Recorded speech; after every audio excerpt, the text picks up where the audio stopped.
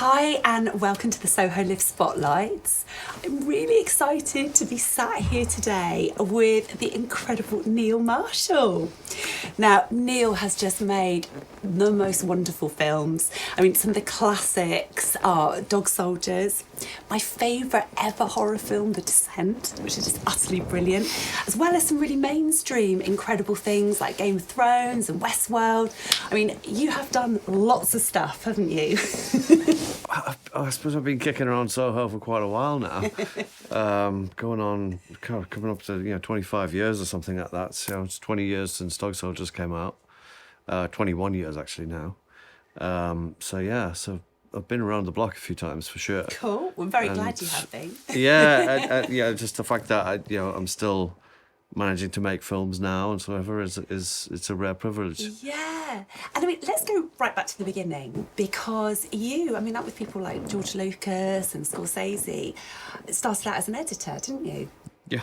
Yeah. What is it about being an editor that makes a good director, do you reckon?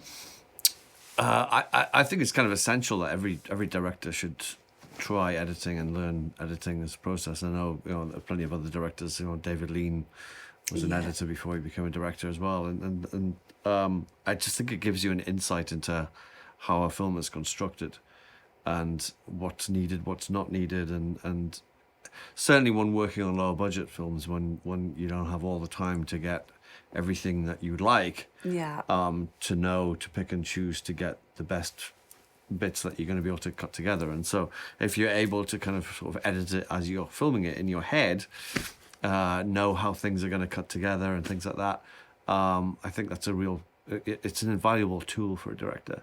Yeah, I can imagine. It's also like knowing, because quite often a director will look for the perfect take and keep on going, 12, 13, 15 takes to get the perfect take. And I don't look at it that way at all. I'm looking for the moments, because I know I'm not, unless it's a wanna, then you're not going to use all the take every time. I'm looking for the best performances, best bits, and I'll use that line from that take or that look from this take, and I'm piecing that together as I'm shooting it. So by the time I get to when I know I've got everything, then I can move on. And that's when you're working against the clock, which we all are. that kind of thing is really invaluable. Yeah. That's really interesting, actually. I'd never thought of it like that. And did you start writing? Like, was that you started editing after leaving college and then started writing? I started doing everything when I was like 11 years old, when I started making little films on 8mm with my friends, and I wouldn't exactly call it writing. We came up with ideas for things, went out, shot them, edited them, put music to them, did special effects and things like that. Built props and everything, and that was we had our little film school there, which was again it's all the process of learning, especially when you're cutting on 8mm film with little like sellotape and glue, and it's really back to basic stuff, which is long gone now. It's like, God, to think then of like what you can do on an iPhone. It's astonishing. Yeah. So but that was what it was then, and we learned the process.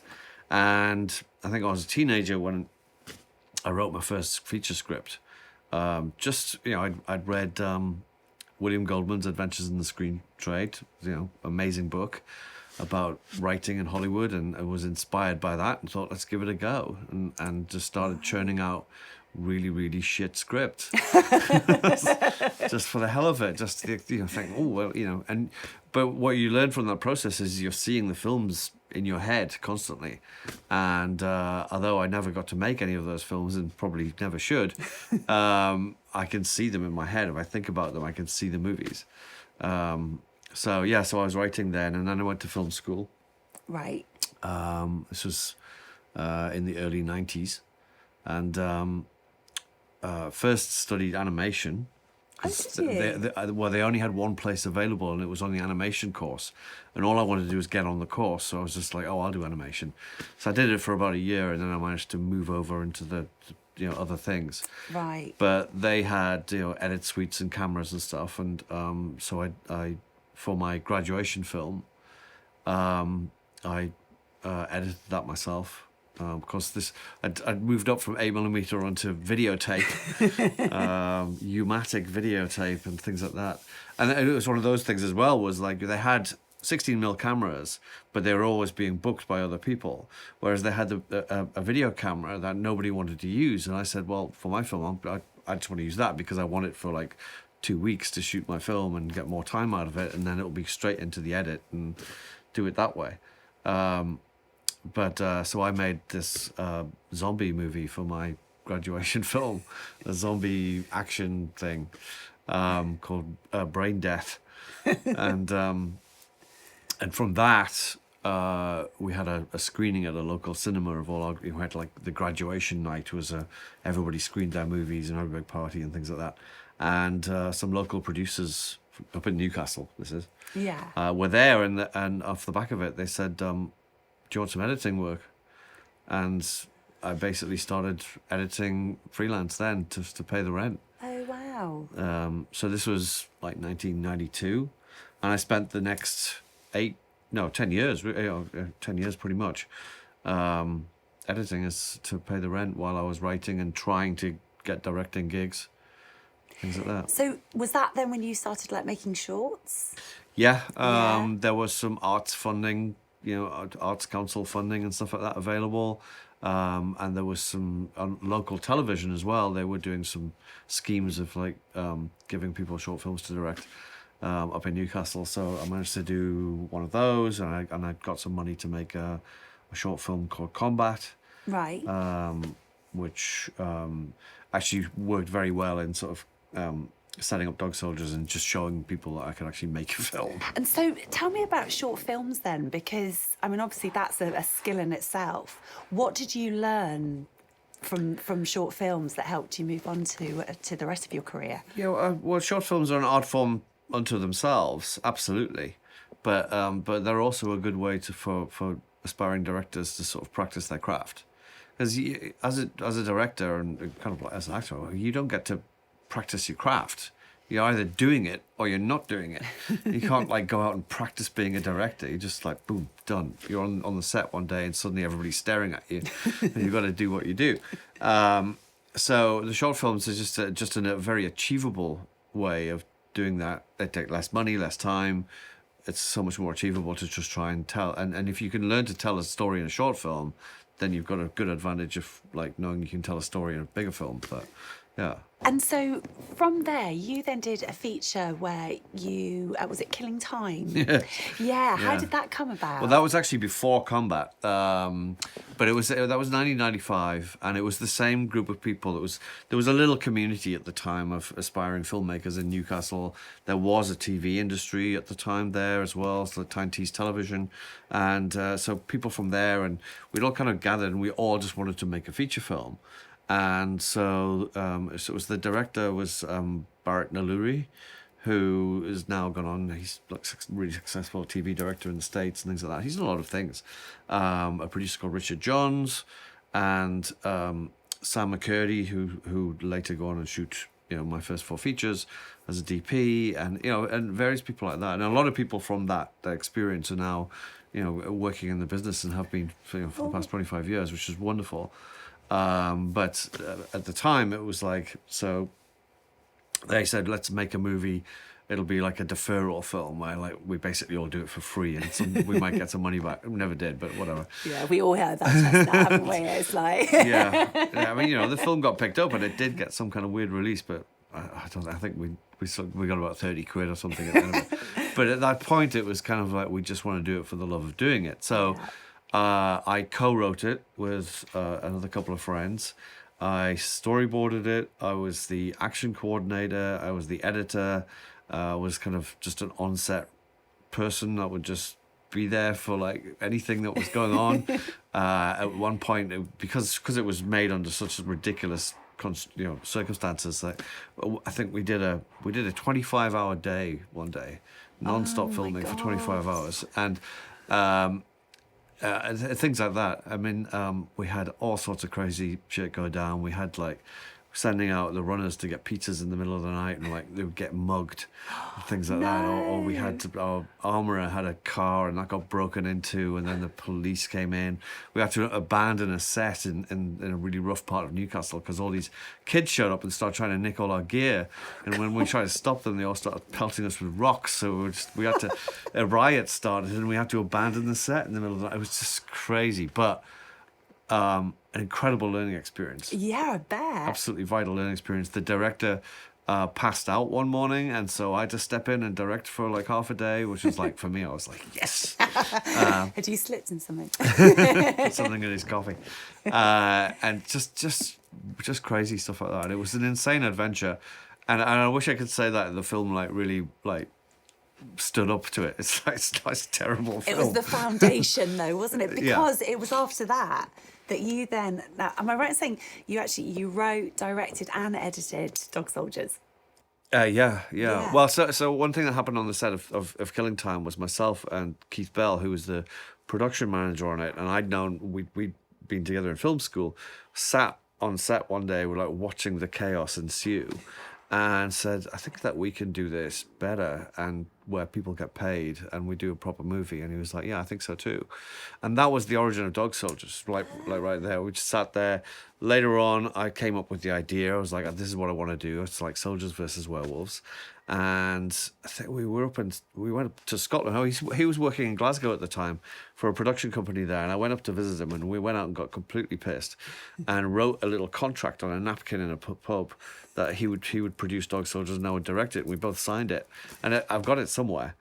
And that was the agreement to do that, and that was the beginning of that journey. Wow. Which would take us the next 6 years to actually get the money together and get the production together and make it, but we did it in the end. And I mean, it went on. It's cult status, isn't it? Yeah. I mean, no, I'm really proud of it. Really proud of it. What it's become, and you know. I mean, when was the moment that you realised that it was a cult film?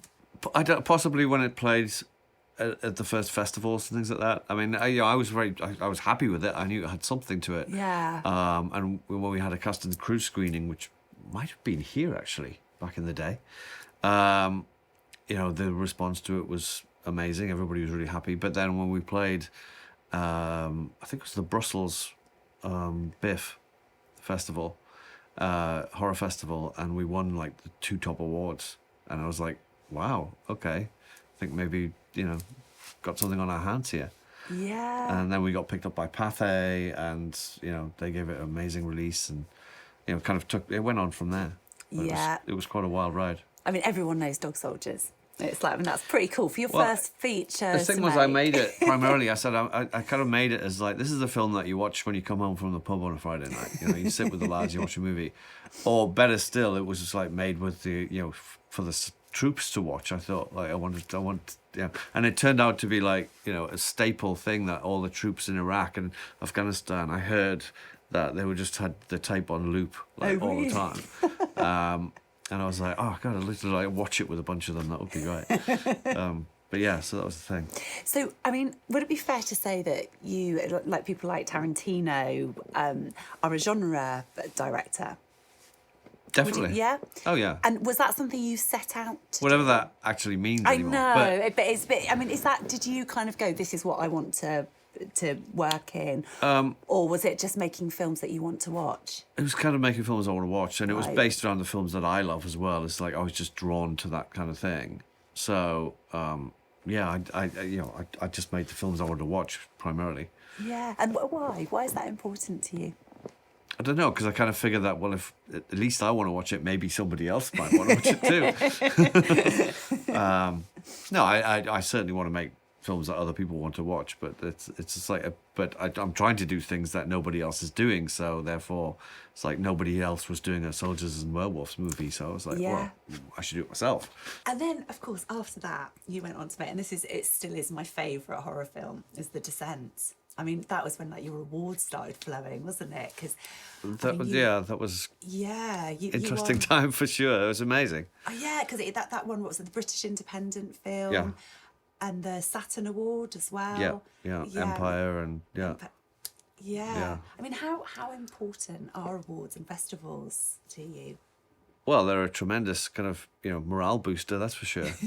No, it's a lovely reward to when you put the work in and that people think of it that highly. It's astonishing that you get to win some kind of award from your peers or from a jury or whatever it may be. But it's it makes me incredibly proud of what I've managed to achieve with that. Making a film that was both kind of a critical and commercial success was. I never saw that coming. I can remember my sister all those years ago, oh my God, I've watched this film, you've got to watch it. It's just like, it's perfect. It's like everything that they do, you would do. Yeah. It's like, you believe it, everything's there. It hit everything. Absolutely. I wanted to make the characters realistic, and I really, in making that decision to have an all-female cast, it was really important to me that the characters should therefore be realistic and bright dynamic and smart and and not just cannon fodder, as it were, and not be there as just like for titillation purposes. It was like I wanted to make them and horror's kind of got a reputation for that, because there's kind of two sides to horror. There's the really kind of quality side to horror, and there's a really sleazy side to horror as well, and I never wanted to be part of the sleazy side to horror. I wanted to move into that, but I didn't also, you asked about genre. I never wanted to be seen as just a horror director, but that was a great way in, because I think, Dog Soldiers is like an action movie, comedy, horror. It's got all sorts of elements. Yeah. Descent is straight up horror. There's no getting around that, but that was a choice. I wanted to make something truly terrifying. That was the plan, and be relentless about it, and people responded to that. Yeah, they really did. And I suppose, was it at that point that you knew this is what you're doing now for the rest of your life, being a director? I was fully committed from day one. I couldn't do anything else. I don't know what else I'd be capable of doing. Especially now, but even then I was like, no, I was single-minded in my desire to do this. And anybody who's knows me knows that as well. Yeah. Since the age of 11, I was like, I have to do this. Don't know how. You're a little kid growing up in Newcastle. Hollywood is a long way away. Yeah. Hell, London was a long way away. Soho was a long way away. But that was the dream, and I've just relentlessly pursued it. So by then it was kind of like, well, though even now it's like, I'm sure my parents are still like, when are you going to get a real job? Something that they can comprehend. But certainly back then it was like, this is nice. When are you going to get a real job? Yeah, we do hear that in this industry. We do. And how important is the independent sector within the film world to you? I think it's absolutely essential. Why? Well, as a place to foster new talent, more than anything, it's like, because it's slap bang kind of between massive mainstream cinema and what is now streaming television, etc., etc. The independent film market has always where did we get our Scorseses? Where did we get our Tarantinos? They came from the independent film world, and how are we going to find our next generation of those directors? If not just to have an opportunity for them to come in and make experimental, interesting, dynamic, whatever the hell it is, but their own films, and show their voices. This really scares me, the idea that independent cinema could ever die, because I worry that who are the next generation of amazing directors. Because now when we refer to a lot of the great directors, we are talking about people who've been around for a while, as opposed to people who are new on the scene. So I don't know. It worries me, but I'm confident that it's not going to die, because I don't think filmmakers will allow it to die. No. Somehow we'll get the films made. Festival. That'd be a good Soho idea to support them. That's what they should do. Great idea. So you love your action, don't you? I mean, you love to blow stuff up. Well, I think primarily I always think of myself as an action director, or not a horror director, because I try and get action into everything I do somewhere. Which is so great. Blow shit up is good. So it is. It's brilliant. And how does that, when you're on set working with that, where does the inspiration come from? I don't know. It's just a buzz. but it's it's just it comes from the need in the script or the need in the story for something like that. But I like the fact that it brings a sense of danger to the set. Things get very serious, and you have the professionals come in, and everything's handled very serious. But then but it's also excitement, and But you want that to translate to the audience. Yeah, no, definitely. Well, it does, the stuff you make. Because I think the first on Dog Soldiers, when we blew up the farmhouse at the end of the film, I remember I'm still rolling or whatever, and I caught myself that I was absolutely laughing my head off because I was just so kind of giddy from this blast wave hitting me. It was just like, this is so thrilling, the adrenaline. And then I was like, caught myself and like, oh yeah, cut. Is it the big budgets for that, or is it the choreography? Is there like an art form to really make it work? It's totally an art form. I mean, anybody can, in a film or whatever, not anybody can blow shit up, but like plenty of films have, but there's an art form to trying to make it be impactful still. Because we've seen 1,000,001 explosions in movies now. Nothing new. But then if you go back and you watch somebody like Antonioni, and I reference this in Dog Soldiers, have you ever seen Zabriskie Point? I don't know that I have. Okay, well, watch the house explosion in Zabriskie Point. With Harrison Ford? No. No? Okay. No, I don't think so. Unless he was a kid. But no, watch the house blowing up at the end of Zabriskie Point. And Right. he turned explosions into an art form. Right. And that's mentioned in Dog Soldiers. How did you learn that, though? Do you work with like stunt coordinators or a choreographer or? Yes, absolutely, all the time. Yeah. Yeah, but I was inspired by watching Peckinpah, Right. The Wild Bunch. Right. The shootout at the end of that film is like it's a work of art. It's a ballet of death, and it's beautiful, and that definitely rubbed off on me. And I always tried to kind of make something that would be even remotely like akin to something like that would be a hell of an achievement.